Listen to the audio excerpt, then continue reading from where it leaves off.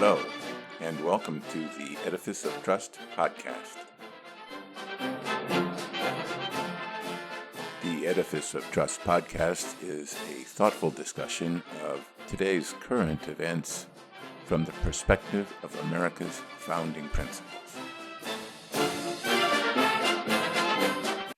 Hello, everyone.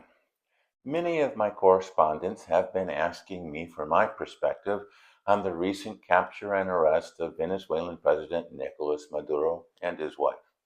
While I am hesitant to add my voice to the cacophony of analyses and opinions blaring across the airwaves and social media, there are some ideas that are relevant to this incident that people should keep in mind when drawing their own conclusions.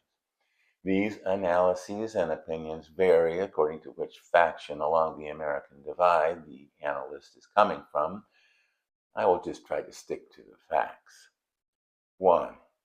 President Trump thinks differently than most other political leaders, so the ideas he comes up with and the actions he takes are surprising to most people. They are even surprising to his most ardent supporters because they do not think like he does either. 2.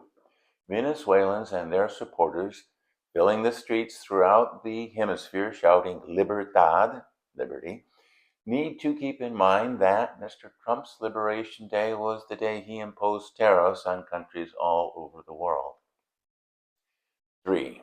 It was surprising to many people that when he was asked if he had been in contact with Nobel Prize winner Maria Corina Machado, he said, quote, "I think it would be very tough for her to be the leader. She doesn't have the support within or the respect within the country.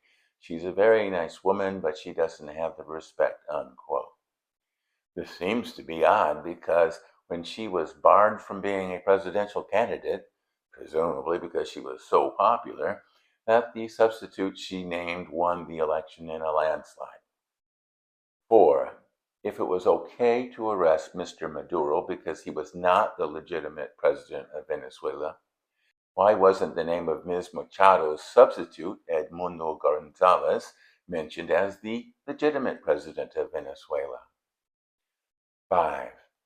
If the Maduro regime was just a bunch of criminal thugs, gangsters, and murderers, then why did President Trump refer to Maduro's second-in-command, Delcy Rodriguez, saying, quote, "She had a long conversation with Marco, and she said, 'We'll do whatever you need.'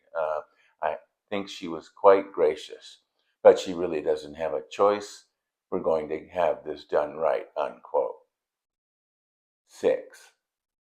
Regarding the oil industry in Venezuela, why did President Trump say, quote, "We're going to take back the oil that, frankly, we should have taken back a long time ago. A lot of money is coming out of the ground. We're going to get reimbursed for all that. We're going to get reimbursed for everything that we spent," unquote. Okay, so given these facts, I now feel free to opine just a bit. A.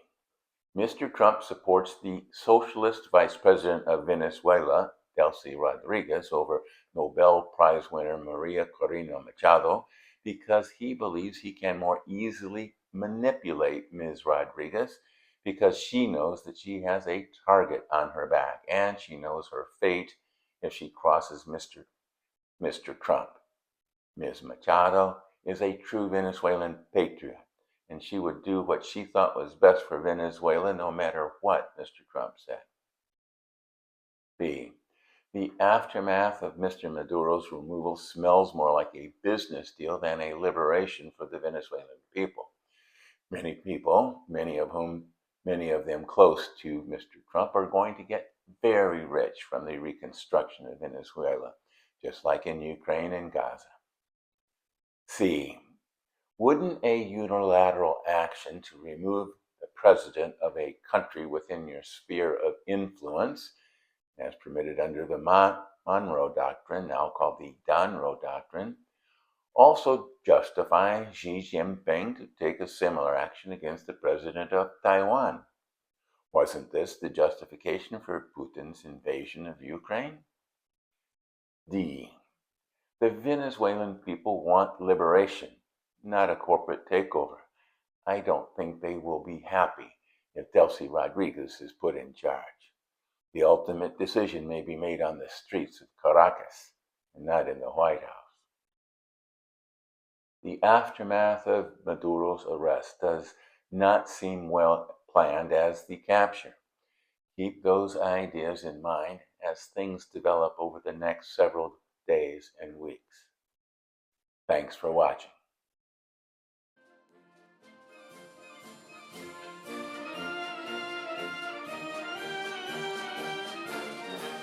Links to source material used in preparing this podcast can be found on my website, www.edificeoftrust.com.